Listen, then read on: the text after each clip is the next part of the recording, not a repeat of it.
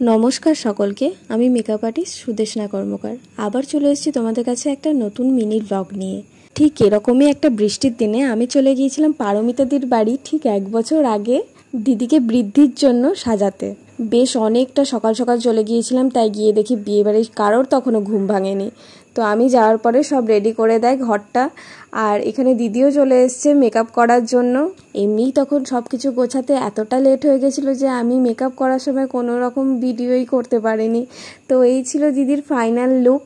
তোমরা দেখে জানিও দিদির বৃদ্ধি লুকটা কেমন লাগছে। পারমিতাদি আর পারমিতাদির বাড়ির লোকের তো লুকটা খুবই পছন্দ হয়েছিল, আর সব থেকে বেশি পছন্দ হয়েছিল দিদির বাড়িতে যে ফটোগ্রাফি করছিল সেই ফটোগ্রাফার ছিল আমারই বন্ধু, এবং সে এতদিন পরে এখনও পর্যন্ত আমাকে কোনো মেকআপ নিয়ে কথা উঠলে বলে যে পারমিতাদির বিয়ের লুকগুলো দারুণ হয়েছিল, আমি ফটো তুলে ভীষণ মজা পেয়েছি। ওয়েডিং ফটোগ্রাফাররা ফটো ভিডিও দিতে যত না দেরি করে, আমি এই ব্লগগুলো দিতে তার থেকেও অনেক বেশি দেরি করে ফেলি। শুভদৃষ্টির পান পাতাটাও আমি রেডি করেছিলাম, এই পান পাতার একটা আলাদা করে ভিডিও আমার প্রোফাইলে পোস্ট করা আছে, তোমরা গিয়ে চেক করতে পারো।